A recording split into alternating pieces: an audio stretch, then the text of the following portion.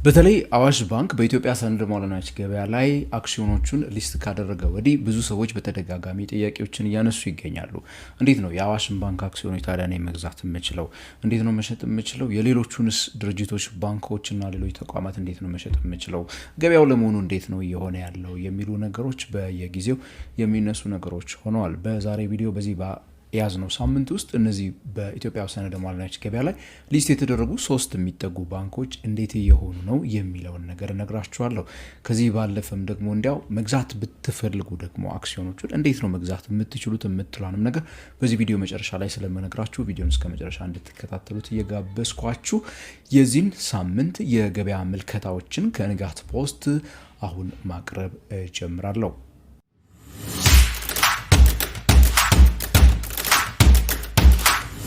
ሁላችሁም እንግዲህ መረጃው ሜቢ ይኖራችኋል ብዬ አስባለሁኝ። በኢትዮጵያ ውስጥ ሰነድ ማለናዎች ገበያ ኤስኤክስ ላይ አሁን ባለንበት ጊዜ 3 ተቋማት ሊስት ተደርገዋል ወይ ደግሞ ሰነዶቻቸውን ለግብይት አስመዝግበዋል። እነዚህ 3 ተቋማት ገዳ ባንክ፣ ወጋገን ባንክ እና አዋሽ ባንክ ናቸው።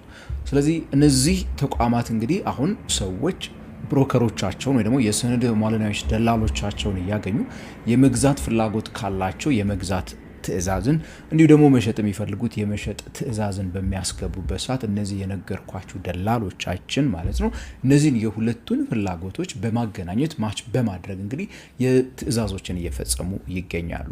በተለይም ከሳምንታት በፊት ካስታወሳችሁ አዋሽ ባንክ ሊስት የተደረገበት ጊዜ ላይ ከ8000 በላይ የሚጠጉ አክሲዮኖች በአንድ ቀን ተሽጠው የነበረበት ሁኔታ ጥሩ መነቃቃት የታየበት ነው። ከዛ በኋላ ምን ተፈጠረ ብላችሁኝ ከጠየቃችሁ እንግዲህ ኦልሞስት ሳምንት ሊሆነው ነው።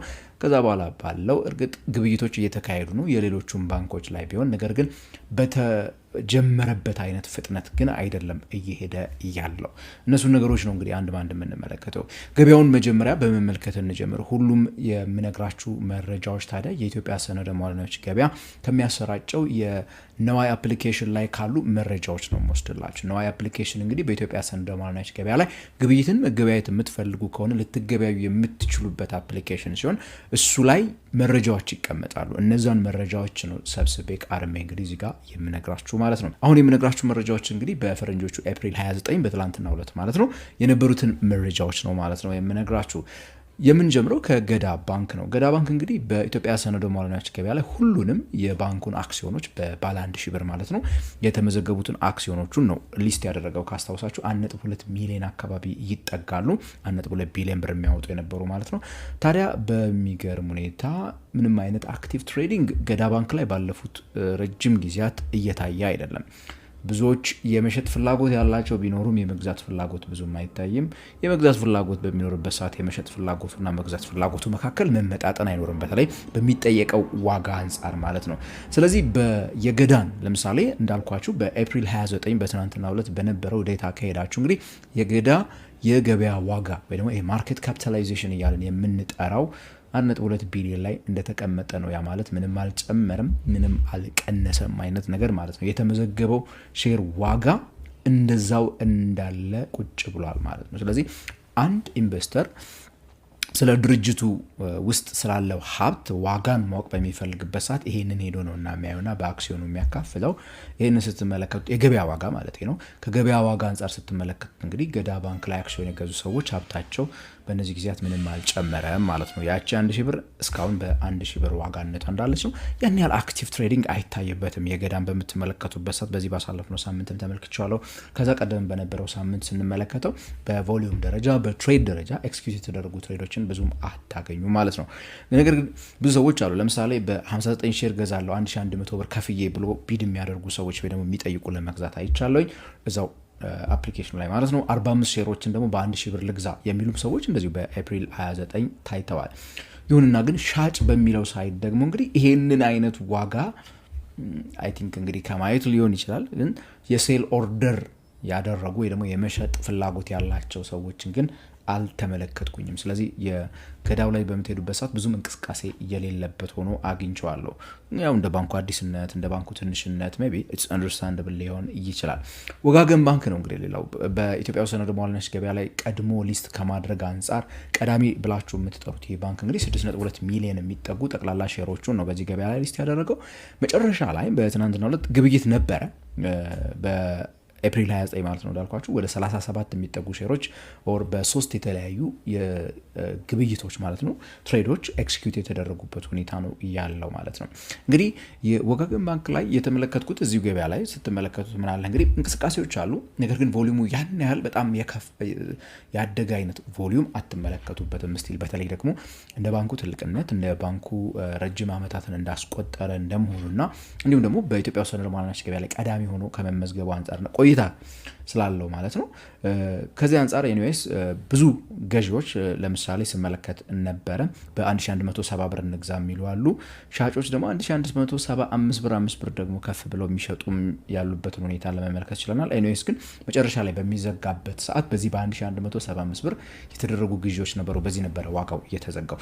እዚህ ላይ ተመስርተን እንግዲህ የባንኩን አውትስታንዲንግ ሼሮች በአጠቃላይ በምናበዛበት ሰዓት ኤፕሪል 29 ላይ ወጋገን ባንክ አጠቃላይ የገበያ ዋጋው የነበረው እንግዲህ 7.3 ቢሊዮን ብር የሚያወጣ ድርጅት ሆኗል ማለት ነው። ይህ እንግዲህ ያው ከነበረ ወይም ከማርኬት ካፑ እንደው ከተከፈለው ካፒታል በላይ ነው የተመዘገበው ነዋይ አፕ ላይ እያገኘሁት ማለት ነው። እንግዲህ ከዛ በኋላ የሼር እድገት ኖሮ የተመዘገቡና የኤስኤክስ ዴታ ላይ የሚያሳይ ነገር ስለሌለ እሱ ቁጥር የምነግራችሁ ቁጥር እንዳለ ኤስኤክስ ፕሮቫይደድ የሆኑ የነዋይ አፕሊኬሽን ዴታ ነው። ስለዚህ በገበያ ዋጋ እንግዲህ አሁን ብትጠየቁ ገዳ 1.2 ቢሊዮን ብር ነው የሚያወጣው ነው የሚለው ገበያው። እንዲሁ ደግሞ ወጋገን 7.3 ቢሊዮን ብር ነው የሚያወጣው እያለን ነው በ1175 ብር ትላንትና መጨረሻ ላይ በተሸጠበት ዋጋ ከወሰድ ነው ማለት ነው። ሌላው እንግዲህ አዋሽ ባንክ ነው። አዋሽ ባንክ ከሊስት ከተደረገ ሳምንት ሆኖታል። ከሁሉም ልጁ ነው ማለት ትችላላችሁ። ከዛ ባለፈ 37.8 ሚሊዮን አክሲዮኖች ናቸው እንግዲህ በዚህ ገበያ ላይ ሊስት የተደረጉት። መጨረሻ ላይ በትላንትናው ዕለት የተዘጋበት ዋጋ 3000 ብር ነው። ይህንን በምትመለከቱበት ሰዓት እንግዲህ የባንኩ አጠቃላይ ዋጋ በጣም ከፍ ያለ ሆኖ ነው የምታገኙት። ግብይቶች ነበሩ። እንደ መጀመሪያው ቀን 8000 ምናምን ግብይት እንደተደረገበት ባይሆንም 600 ምናምን ሼሮች የተለያዩ አይነት ሼሮች ይሸጣሉ። በመጀመሪያው ቀን ኦልሞስት 10 የሚጠጉ ግብይቶች ወደ 8000 ምናምን አክሲዮኖች ባለቤት ቀያይረዋል ወይ ደግሞ እጅ ቀይረዋል ማለት እንችላለን። አሁን ግን አሉ የተለያዩ ሼሮች ይወጣሉ። ለምሳሌ በትላንት ነው በኤፕሪል 29 ብቻ ራሱ ሄዳችሁ ከተመለከታችሁ 681 የሚደርሱ ሼሮችን የተለያዩ 9 ትሬዶች ወይ ደግሞ የተለያዩ 9 ግብይቶች ውስጥ ተካሂዷል ማለት ነው። ለምሳሌ በብዛት የባይ ኦርደሮች የግዢ ፍላጎቶች ማለት ነው ከ2500 ብር ጀምሮ እስከ 3000 ብር ባለው ሬንጅ ውስጥ ብዙ ሰዎች የመግዛት ፍላጎታቸውን ሲያስገቡ ነበረ። ወይ ደግሞ ለኢንቨስትመንት ባንከሮቻቸው ወይ ደግሞ ለብሮከሮቻቸው እየደወሉ ኦር በነዋይ አፕሊኬሽን ሊሆን ይችላል እገዛለው ከ2500 ብር እንደዚህ እያሉ እስከ 3000 ብር ትእዛዞች ገብተው ነበረ። አብዛኛው ግን የተደረጉት ሽያጮች ሙሉ በሙሉ ሽያጮቹ የተደረጉት በ3000 ብር ነው ግዢ የተደረጉት ማለት ነው። 681 ሼሮች እንዳልኳችሁ እንግዲህ ባለቤት የቀየሩበት እለት ነበረ። በዚህም እንግዲህ የአዋሽ ባንክ በትናንትናው ዕለት የነበረው በኤፕሪል 29 ማለት ነው የነበረው የገበያ ዋጋው ስንት ነው ተብላችሁ ብትጠይቁ እንግዲህ 113.6 ቢሊዮን የኢትዮጵያ ብር ነው። ከሌሎቹ ጋራ ያለውን ርቀት ልትመለከቱ ትችላላችሁ።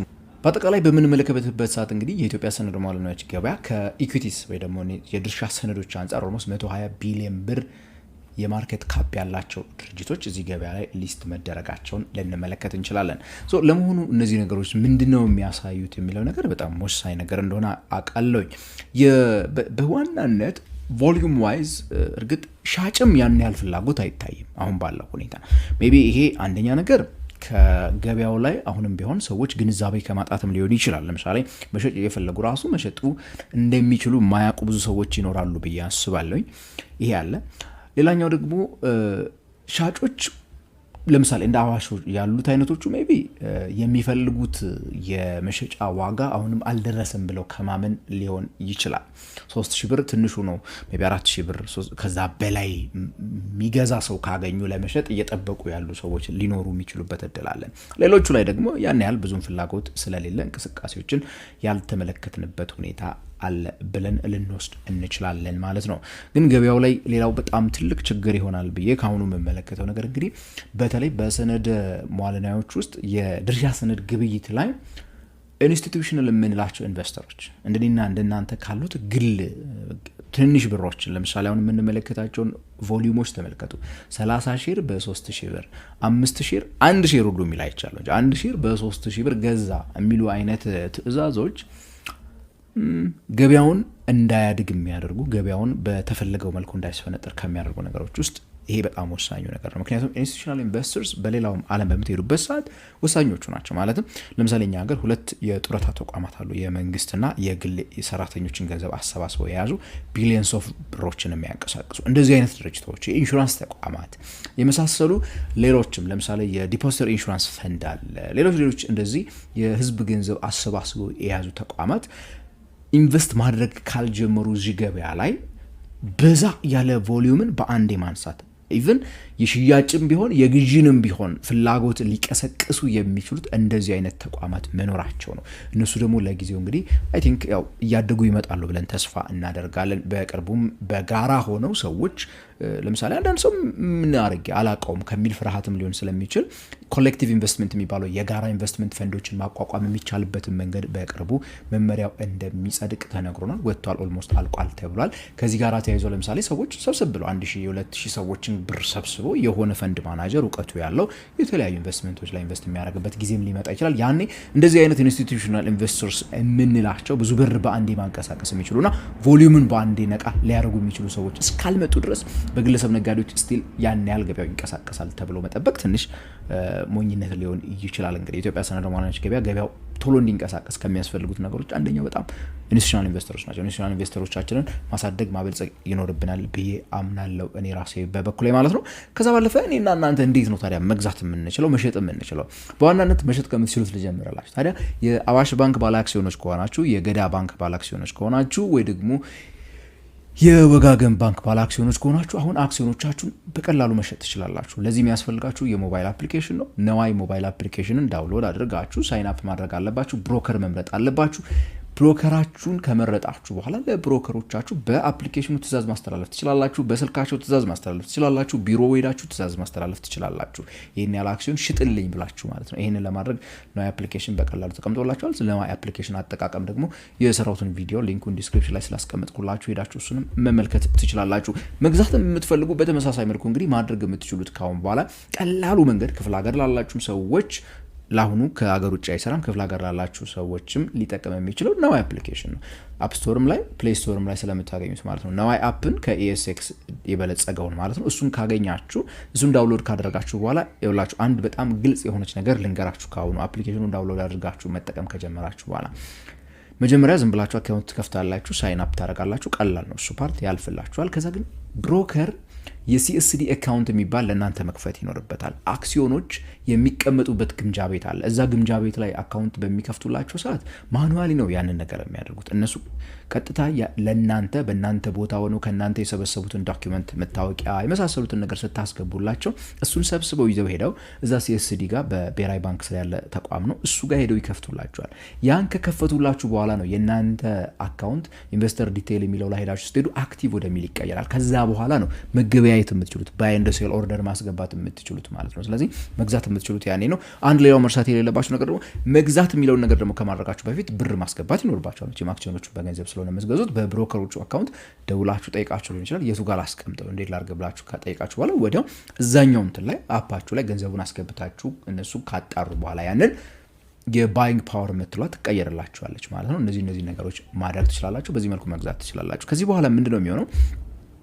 በዚህ ገበያ ላይ ሊስት የማይደረጉ ተቋማት አሉ። ሀሳቡ የሌላቸው ባንኮች የሚኖሩ ለምሳሌ ወደ 5-6 የሚሆኑ ባንኮች በቅርቡ ሊስት እንደረጋለን ብለዋል እና አባይ ባንክ፣ አማራ ባንክ፣ አቢሲኒያ፣ ዳሽን አይነቶቹ ሊስት እንደሚደረጉ ሰምተናል። ሊስት የማይደረጉ ባንኮች ሊኖሩ ይችላሉ። ለምሳሌ እነ ዘመን የመሳሰሉት ባይደረጉ ለምሳሌ ካልተደረጉ ራሱ ካሁን በኋላ አክሲዮኖቻቸውን አሁን ዘመን ምን ሆኗል? ሬጂስትሬሽኑን ጨርሷል፣ ተመዝግቦ ጨርሷል። ታዲያ አክሲዮን መሸጥ የምትፈልጉ ሰዎች ምን ማድረግ ትችላላችሁ? አሁንም ሰው ሄዳችሁ ልታናግሩ አይፈቀድም፣ ህገ ወጥ ነው። እንደዛ ማድረግ አትችሉም። ከዛ ይልቅ ምንድነው ማድረግ የምትችሉት? አሁንም ለብሮከሮቹ ነው። ብሮከሮቹን ዘመን ባንክን ነዋይ አፕ ላይ አታገኙትም። በነዋይ አፕ ግዛልኝ ሽጥልኝ ብላችሁ ትእዛዝ ማስተላለፍ አትችሉም። ነገር ግን ለምሳሌ አዋሽ ካፒታል የእናንተ ብሮከር ከሆነ መደወል ወይ ደግሞ በአካል ሄዳችሁ የዘመን ባንክ 1000 አክሲዮን አለኝ በዚህ ብር ብትሸጥልኝ ጥሩ ነበር ብላችሁ ትነግሩታላችሁ። ከዛ እሱ ደግሞ ሌላ የሻጭ ትእዛዝ የግዛልኝ ትእዛዝ ሲመጣ ያገናኛል። ኦር ደግሞ ሌሎች ካሉ ኦቨር ደ ካውንተር የሚባል ትሬዲንግ አለ።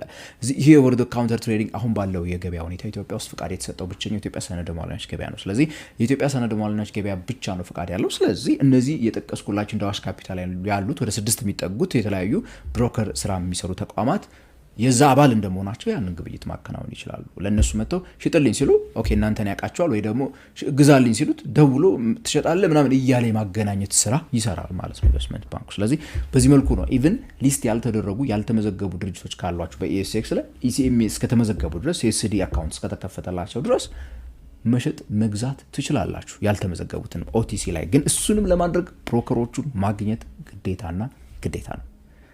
የቀረ ጥያቄ የሆነባችሁ ነገር ካለ ኮሜንት ሴክሽን ጻፉልኝ። በየሳምንቱ በተለያዩ ጊዜዎች ገበያው ምን ይመስላል የሚለው ነገር ታዲያ አጠር ያሉ ቪዲዮዎችን ከዚህ በኋላ መለቀቅ ጀምራለሁ። የዛሬው ላይ ያው ሌላ ነገር ስለጨመርኩበት ትንሽ ረዘም ሊል ይችላል፣ ግን ካሁን በኋላ አጠር እያደረኩኝ የሳምንቱን የገበያ ሁኔታ የምነግራችሁ ይሆናል ቅዳሜ ሆፕፉሊ ብዬ አስባለሁኝ።